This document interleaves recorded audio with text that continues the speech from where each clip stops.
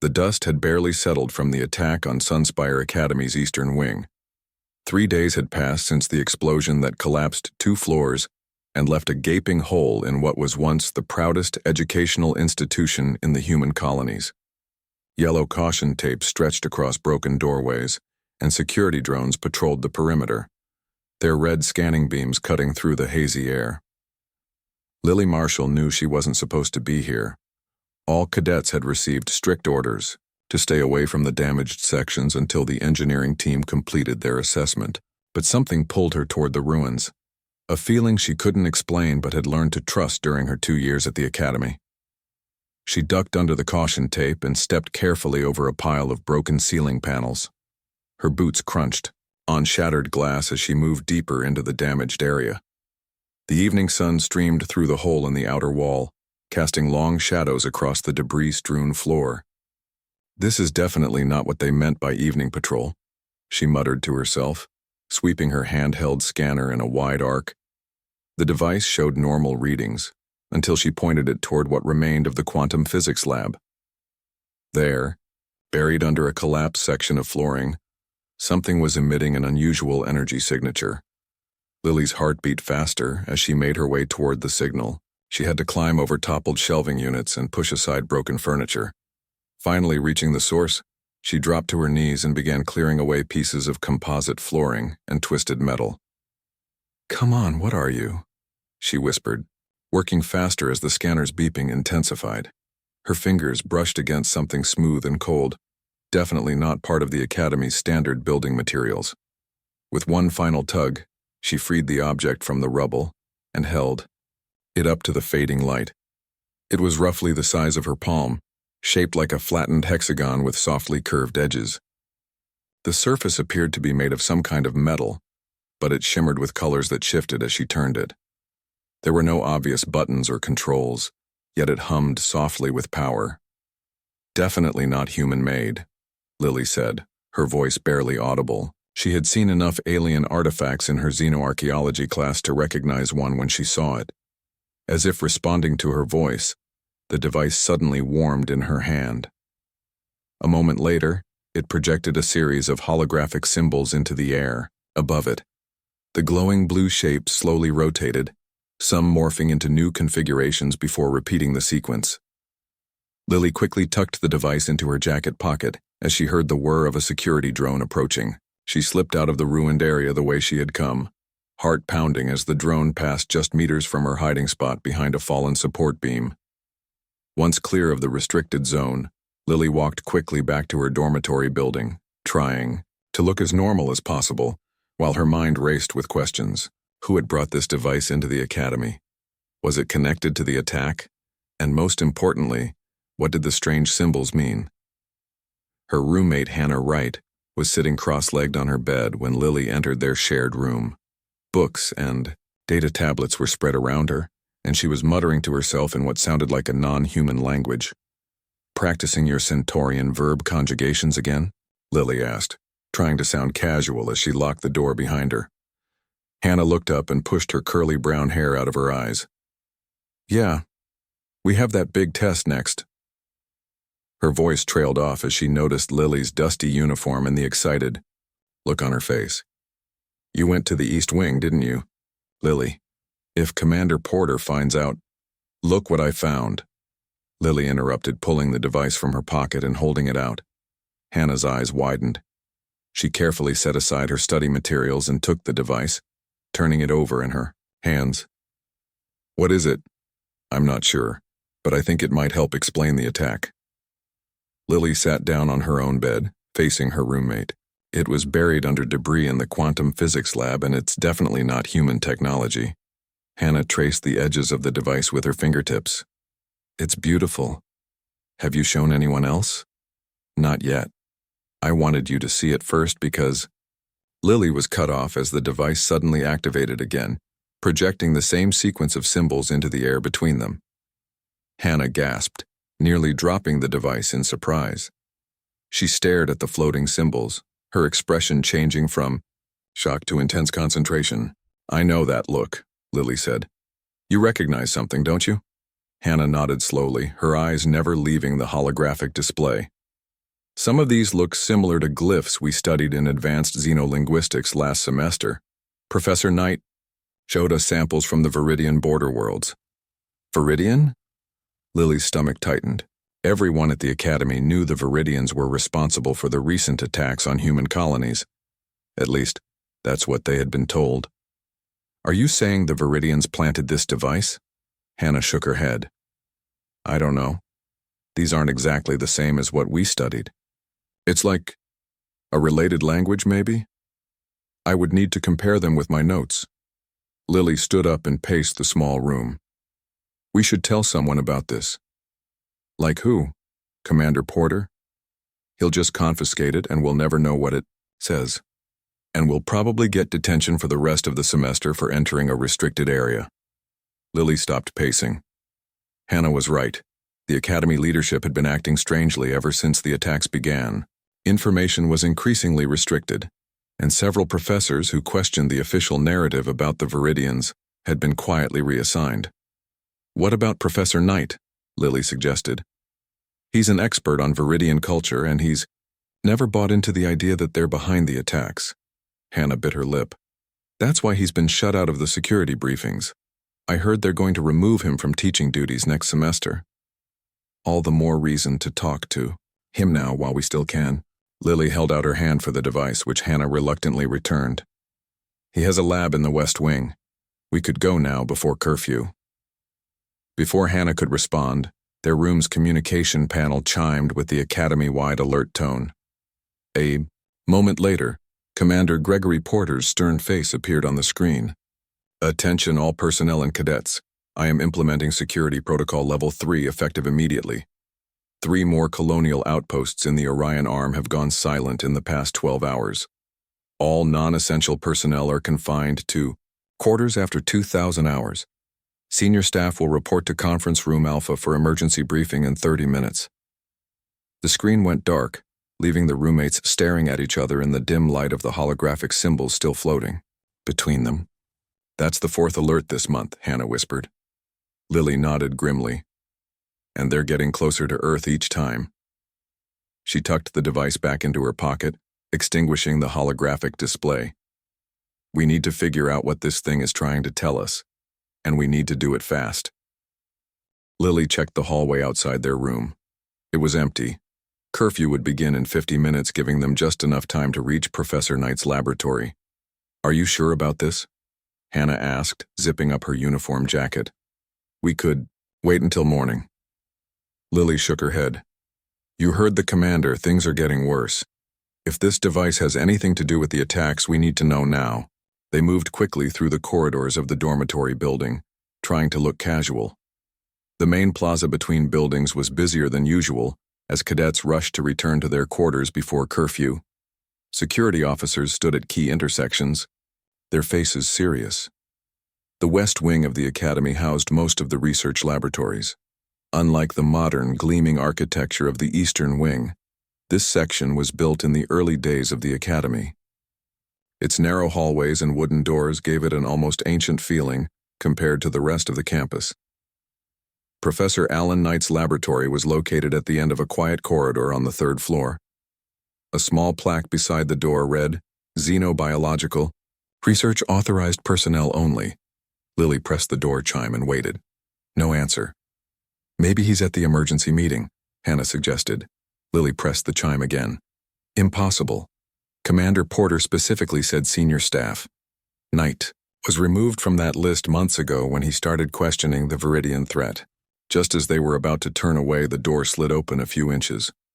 Professor Knight peered out at them, his gray eyes suspicious beneath bushy eyebrows.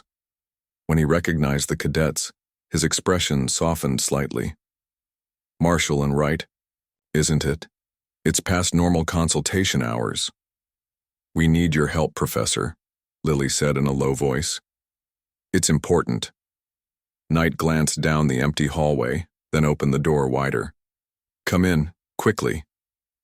The laboratory was a mess of equipment, books and specimen containers. Holographic displays showed star charts and alien text. In the center of the room, a large table was covered with photographs and physical notes. Unusual in an age of digital information. Knight secured the door behind them. This had better be important. Curfew begins soon and I don't need more trouble with Academy leadership. Lily pulled out the device and held it up. I found this in the ruins of the Eastern Wing. We think it might be connected to the attacks. The professor's eyes widened. He reached for the device but stopped just short of touching it. Where exactly did you find this? Under the floor in what used to be the quantum physics lab. Knight gestured to a cleared space on his work table. Put it down here, carefully. Lily set the device on the table. After a moment, it began to glow and projected the now familiar symbols into the air. The professor's face changed. His expression of caution was replaced by wonder, and then something that looked like vindication. I knew it, he whispered. Hannah stepped closer to the holographic display. You recognize these symbols? Knight nodded slowly. Some of them. They match inscriptions I documented on the ruins of Proxima Centauri 3rd 5 years ago. He turned to face the cadets. Ruins that predated both human and Viridian expansion into that sector. What are they saying? Lily asked. I'm not certain of all of it. Knight moved to a cluttered shelf and pulled out an old-fashioned paper notebook. He flipped through the pages until he found what he was looking for, then returned to the table. Here, these are my drawings from the ruins. The notebook pages showed sketches of similar symbols carved into stone walls. Knight placed the notebook next to the holographic display and began pointing out matches. This group here relates to movement or travel. This one is a warning. And these... He paused, looking more closely. These are coordinates. Lily and Hannah exchanged excited glances. But who left this device? Hannah asked. If it's not Viridian, then who? Knight closed his notebook. That's what I've been trying to tell Commander Porter for months. The Viridians aren't behind the mere attacks, they're victims just like us. What do you mean? Lily asked. Knight moved to one of the holographic displays and tapped a sequence on the control panel. The star chart zoomed in to show a region of space along the border between human and Viridian territory. Look at the pattern of attacks over the past year. Both human and Viridian colonies have been hit, but the Academy only reports on our losses. The attacks are designed to escalate tensions between our species. He pointed to several points on the map. Someone else is pulling the strings, trying to push us into war. The device on the table suddenly pulsed brighter, and the holographic symbols began to shift and change. It's responding to our conversation, Hannah said, leaning closer. Knight nodded. It's a communication device, not just a message. Perhaps semi-sentient. Lily was about to ask another question when the laboratory door slid open with a hiss. Security Chief Nicole Blake stood in the doorway, flanked by 2 officers with stun batons ready. Professor Knight, Blake said coldly. I might have known you'd be involved in this. Knight straightened his back. Chief Blake, how can I help? You? Blake stepped into the laboratory, her eyes fixed on the device. We detected an unusual energy signature from this room. By order of Commander Porter, all unidentified technology is to be surrendered immediately. This is a research project, Knight said calmly. These cadets brought it to me for analysis. These cadets should be in their quarters preparing for curfew. Blake nodded to one of her officers, who moved forward and picked up the device. The holographic display vanished immediately. This will be taken to the secure lab for proper examination. Chief. Blake. Lily started to protest, but Hannah grabbed her arm in warning. Blake turned her attention to the cadets. You 2 are lucky I'm not placing you on report for being out of bounds. Return to your quarters immediately. As for you, Professor Knight, consider yourself on administrative leave pending investigation. You know the rules about unauthorized communication with cadets regarding classified matters. This is absurd, Knight said, his voice rising slightly. These symbols could be crucial to understanding what we're facing. What we're facing is quite clear, Professor, Blake responded. The Viridian threat is real, and your continued denial only undermines Academy security. Your access to all laboratories and research facilities is suspended until further notice.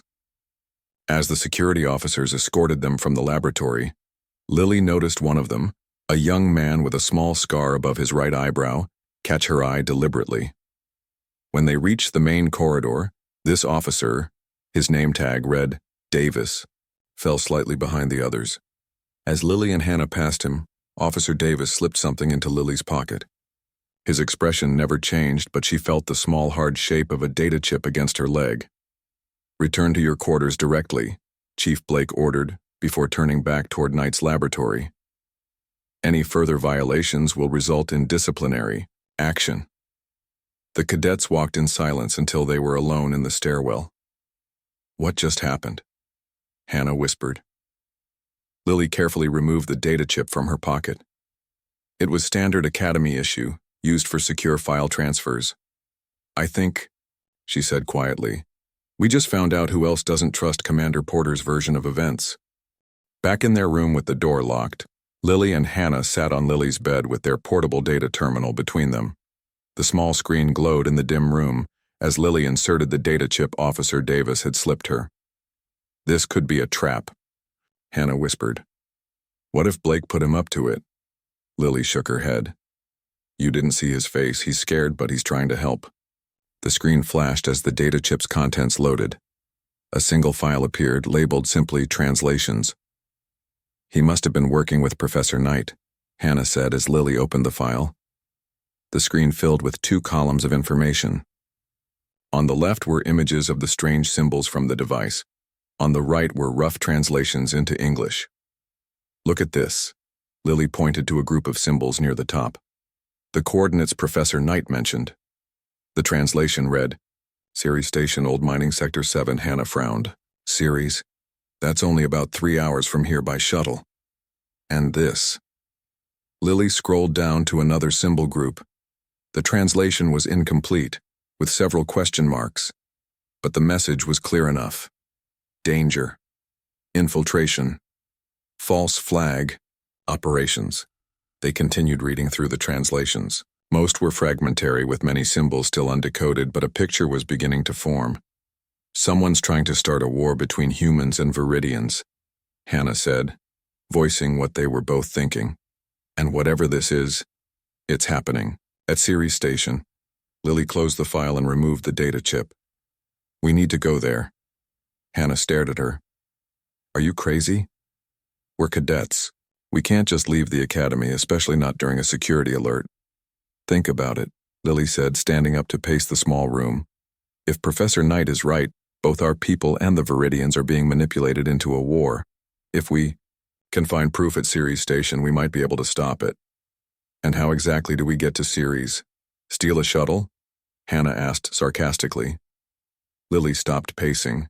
A slow smile spread across her face. "Not steal. Borrow."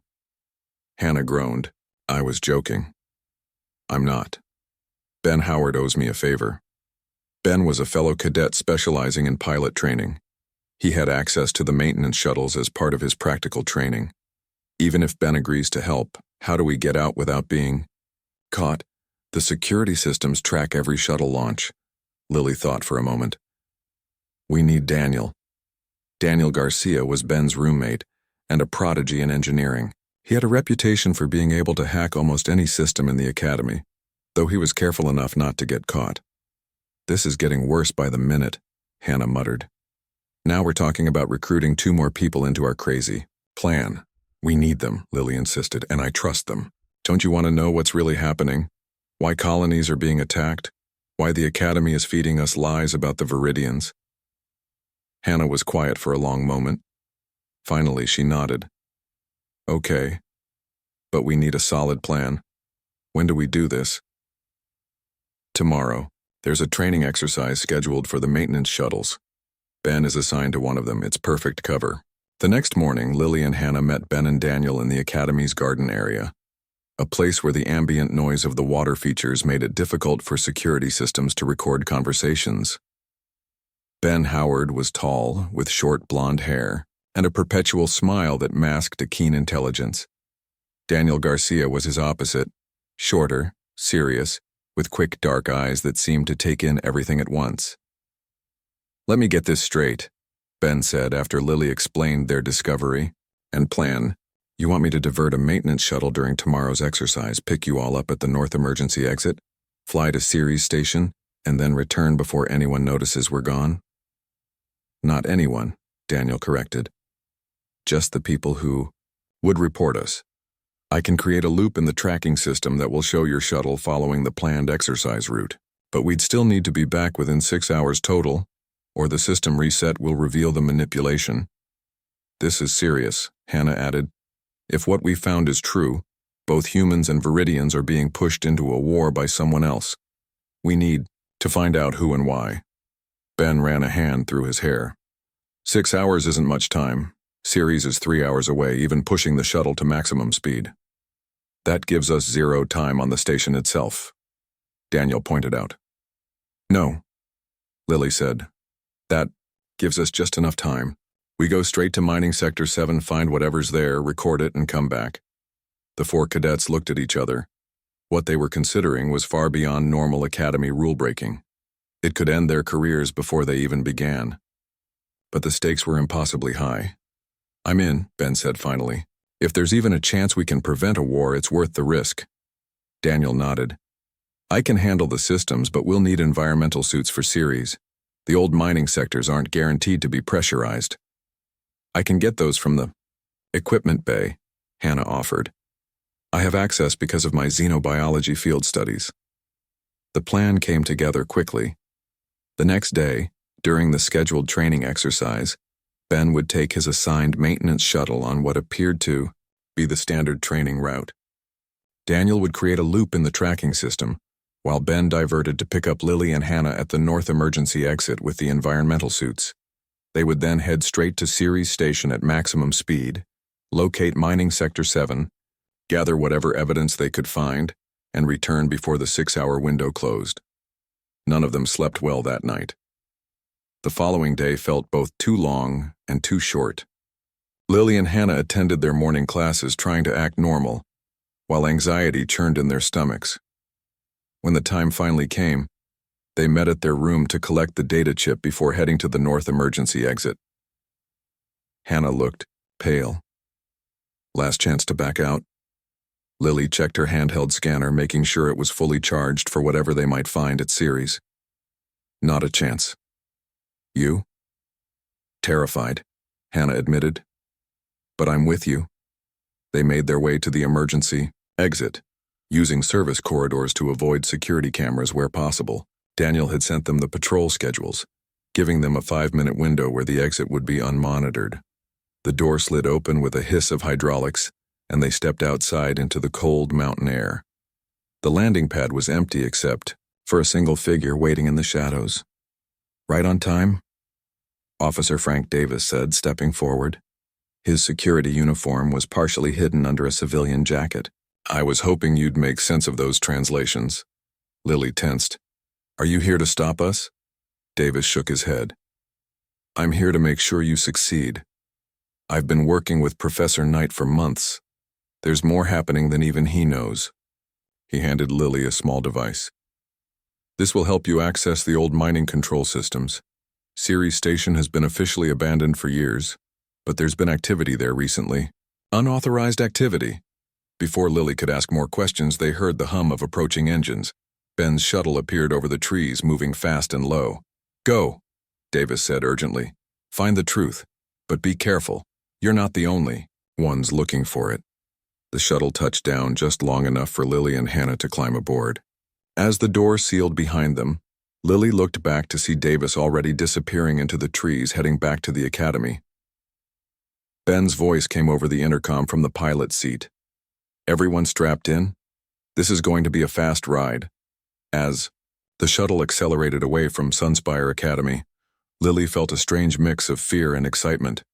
They were breaking every rule, risking everything on a hunch, and some partial translations.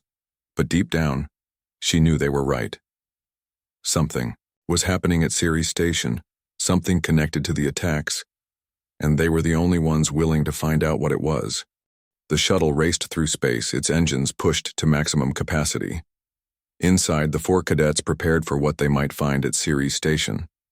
Hannah distributed the environmental suits while Daniel studied old maps of the mining facility on his datapad.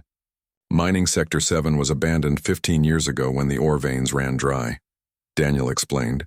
showing them a three-dimensional layout. It's on the far side of Ceres, away from the main colony. Is the colony still active? Lily asked, checking the seals on her suit. Ben shook his head. Officially, the whole station was decommissioned 5 years ago. Too expensive to maintain for the small amount of resources left. But unofficially, Hannah prompted. There have been rumors, Ben said, his eyes on the controls. Smugglers, maybe. Strange energy readings that the patrol ships can't explain. The trip passed in tense silence after that. 3 hours later, Ceres Station appeared in their view screen. A large, potato-shaped asteroid with the faint glimmer of old solar arrays on its surface. No active transponder signals, Ben reported. If anyone's here, they're keeping quiet. Take us to Mining Sector 7, Lily said. Stay low to avoid any scanning systems that might still be active. Ben guided the shuttle around to the far side of Ceres. The surface was covered with craters and the remains of old mining equipment. He found a flat area near what appeared to be an airlock entrance and set the shuttle down gently. I'll stay with the shuttle, Ben said. Keep the engines hot for a quick exit. You three find whatever we came for and get back fast. We've already used half our time window. Lily, Hannah, and Daniel suited up and cycled through the shuttle's airlock. They stepped onto the dusty surface of Ceres, their boots leaving clear footprints in the fine powder that covered everything. The entrance should be right there, Daniel said, pointing to a dark opening in the rock face about 50 meters away. They moved carefully in the low gravity, using small thrusters on their suits to stay grounded. The airlock to Mining Sector 7 was partially open, its power long dead. Manual override, Daniel said, moving to a panel beside the door. He attached a small device to it, the one Officer Davis had given Lily. After a few seconds, lights flickered on the panel, and the airlock door slid open the rest of the way. How did he have that? Hannah whispered over their suit communications. Good question, Lily replied. Add it to the list of things we need to figure out. The three cadets entered the airlock, closed the outer door, and waited while the chamber, pressurized. Warning lights indicated the air was thin but breathable. Keep your helmets on anyway, Lily advised. We don't know how stable the life support systems are. The inner door opened to reveal a dimly lit corridor. Emergency lights created pools of soft blue light every few meters, but much of the facility remained in shadow. Their suit lights cut through the darkness as they moved forward. The main control center should be ahead, Daniel said, consulting his map. If there's anything to find, it will be there. The corridor opened into a large chamber filled with old mining equipment. Dust covered everything. But as they looked closer, Lily noticed something strange. Look at the floor, she said, pointing. Footprints, recent ones. The dust on the floor had been disturbed, creating clear pathways through the room. Someone had been here, and not long ago. They followed the footprints to another corridor which led to a heavy security door. Unlike the rest of the facility, this door appeared to be well maintained and definitely powered. This wasn't on the map, Daniel said, studying the door's control panel. Hannah ran her scanner over the door. The metal is different too. This is new construction. Lily approached the panel, trying to make sense of the controls. They weren't standard human designs. The symbols etched into the surface looked familiar, though. These match some of the symbols from the device, she said, excitement building in her voice. Hannah, what do you remember from the translations? Hannah closed her eyes, thinking. There was a sequence that might be an access code, something like heart, star, spiral, mountain. Lily studied the panel. The symbols were there, arranged among others in a grid. She pressed them in sequence. Heart, star, spiral, mountain. The panel flashed green, and the heavy door slid open with a hiss of escaping air. Stay alert, Lily warned as they stepped through. Beyond the door was a surprise, a fully functional, modern control room. Screens displayed data in both human and alien script. The air was fresh, the lighting bright. This place wasn't abandoned at all. Look, Daniel said, pointing to a large screen that showed a map of human and Viridian space. Red dots marked the locations of recent attacks, But the pattern was different from what they had been told at the academy. The attacks targeted both human and Viridian colonies in an alternating pattern. Hannah moved to another console. "This is a communication log," she said, scrolling through files. "There are messages here in a language I've never seen before, and responses in Viridian?" A soft sound from the far side of the room made them all freeze. They turned their suit lights toward it, revealing a figure slumped in a chair at one of the consoles. Lily approached cautiously. The figure wasn't moving. As she got closer, she could see it wasn't human. The skin was pale blue with a slight shimmer. The head was elongated, with no visible ears and large, almond-shaped eyes now closed. "It's a Viridian," she whispered. Hannah and Daniel moved closer, staring in amazement. None of them had ever seen a Viridian in person before. The aliens rarely ventured into human space, and humans were forbidden to enter Viridian territory. Hannah scanned the alien with her medical device. "It's alive, but injured. Some kind of energy weapon burn on the torso." As if responding to her voice, the Viridian's eyes fluttered open. They were deep violet with no pupils. The alien jerked back in alarm, then winced in pain. "We won't hurt you," Lily said, holding up her empty hands. "We're cadets from Sunspire Academy." The Viridian studied them for a moment, then spoke in perfect, lightly accented English. "You should not be here. It is dangerous." "We found a device," Lily explained. "It led us here. What is this place? Why are you here?" The Viridian seemed to consider whether to answer. Finally, it gestured to the screens around them. "This is a monitoring station. I am Kieran, part of a diplomatic mission. We were investigating the attacks on our colonies when we discovered this facility." "Diplomatic mission?" Daniel repeated. "But we were told the Viridians were behind the attacks." Kieran shook its head. "As we were told humans were responsible for attacking us. We are both being manipulated." "By who?" Lily asked. Before Kieran could answer, a loud alarm began to sound throughout the facility. The main screen changed to show a small ship approaching Ceres. "Nexari," Kieran said, fear evident in its voice. "We must leave now. They have returned." "We need to get to the shuttle," Lily said, helping Kieran to stand. The Viridian was taller than she expected, nearly 7 feet in height, but moved with a graceful economy despite the injury. "Not enough time," Kieran said, pointing to the display, showing the approaching ship. "The Nexari vessel will be in range to detect your shuttle in minutes. They will destroy it before your friend can launch." "Then we fight," Daniel suggested, looking around for weapons. Kieran shook its head. "We cannot defeat them in direct combat, but this facility has defenses we might use to buy time." The Viridian moved to a central console and began entering commands with long, slender fingers. The screens around them changed to show different sections of the mining facility. "What are the Nexari?" Hannah asked, watching Kieran work. "Why are they doing this?" "They are an ancient species," Kieran explained, not looking up from the console. "They feed on conflict, not the physical conflict itself, but the energy released by sentient beings in states of warfare and hatred. They have manipulated countless civilizations into destroying each other." "And now it's our turn," Lily said grimly. "Yes, they orchestrated attacks to appear as though humans were targeting Viridians and Viridians targeting humans. My diplomatic team discovered evidence of their interference and traced it to this facility. We were ambushed when we arrived." A new alarm sounded, more urgent than before. "They are beginning their landing approach," Kieran said. "I have activated the facility's old defense turrets. It will slow them, but not stop them."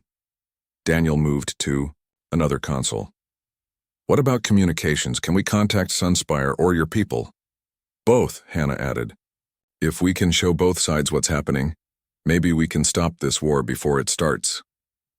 "Communications are being jammed," Kieran replied. "But..."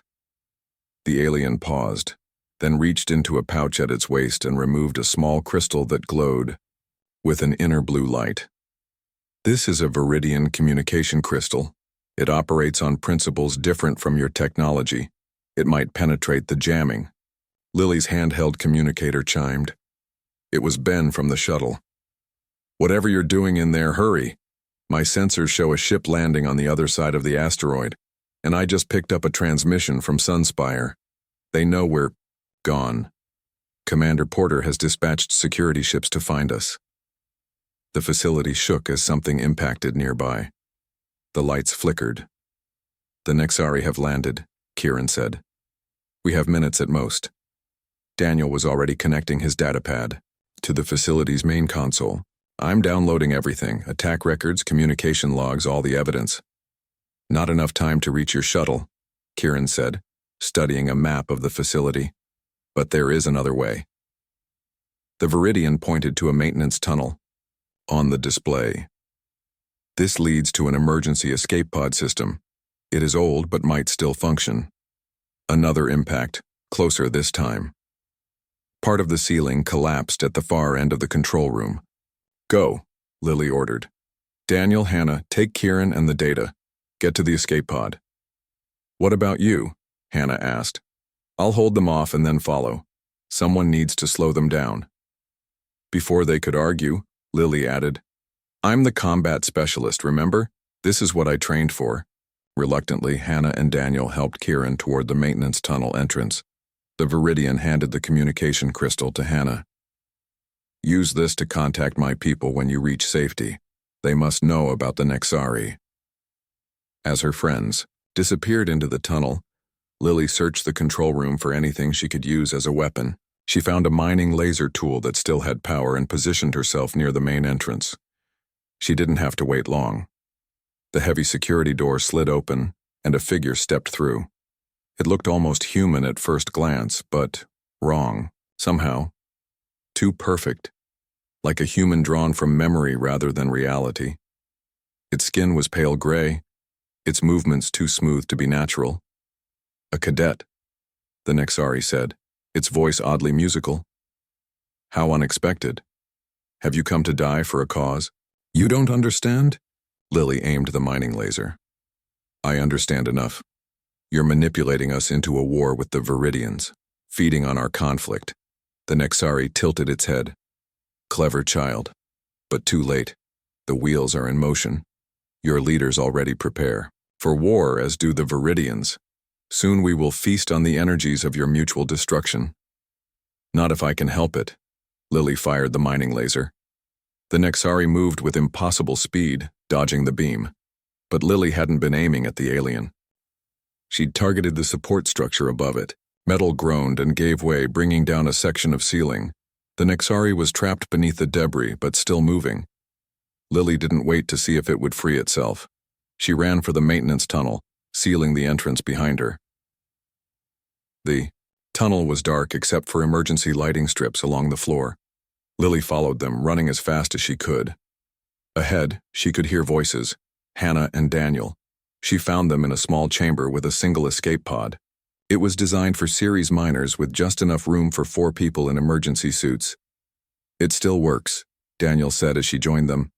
Basic life support and guidance systems are online. What about Ben? Hannah asked as they helped Kieran into the pod. Lily activated her communicator. Ben, can you hear me? We found another way out, emergency escape pods. Can you meet us at the main colony port? Ben's voice came through, broken by static. I'll try. The Nexari ship is between us, but I might be able to go around. Another rumble shook the facility, more violent than before. No time to wait, Lily said. Everyone in, now. The escape pod was cramped with 4 of them inside. Daniel sealed the hatch and activated the launch sequence. With a violent jolt, the pod shot away from Ceres Station. Using the communication crystal, Hannah said, attaching it to her datapad, sending all the evidence to both Sunspire and the Viridian fleet. The small view screen showed Ceres Station falling behind them. On the far side, they could see the sleek shape of the Nexari ship, and nearby, the Academy shuttle rising from the surface. Ben made it, Lily said with relief. The escape pod's communication system crackled to life. A familiar voice came through, Officer Frank Davis. Cadets? Is that you? We're receiving your transmission at Sunspire. Commander Porter is reviewing the evidence now. Davis, Lily responded. There's a species called the Nexari. They've been manipulating both humans and Viridians, staging fake attacks to push us into war. We know. Your evidence is clear. Professor Knight is working with Commander Porter to understand it all. But there's more. We've discovered Dr. Margaret Wells, the Commander's chief advisor, is a Nexari infiltrator. She's been influencing Academy policy for months. Kieran leaned toward the communication system. This is Diplomatic Envoy Kieran, of the Viridian Coalition. My people are receiving the transmission as well. Our fleet has been mobilized, but not against humans as the Nexari planned. We are coming to help. The escape pod shuddered as a beam of energy passed close by. On the view screen, they could see the Nexari ship in pursuit. They're firing on us, Daniel reported, his hands moving over the pod's limited controls. I can't outmaneuver them in this thing.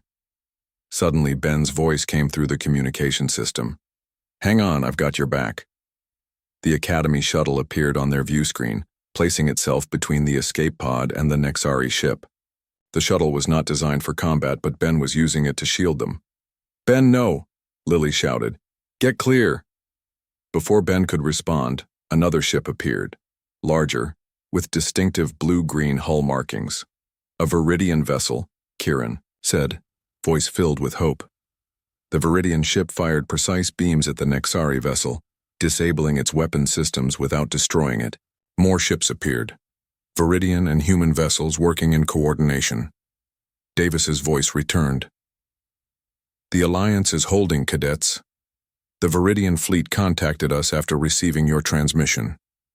We're working together to track down all Nexari infiltrators. As the escape pod continued its journey toward Sunspire Academy, Lily looked at her friends, Hannah, Daniel, and their new ally Kieran. What had begun as a risky investigation had become something much more important, the foundation of a new alliance between two civilizations that had almost been tricked into destroying each other. What happens now? Hannah asked quietly. Kieran's alien features formed what might have been a smile. Now we build something the Nexari never expected, a true alliance between our peoples. They sought to feed on our conflict. Instead, they will witness our cooperation. The pod's view screen showed both human and Viridian ships escorting them home, unexpected allies against a common enemy.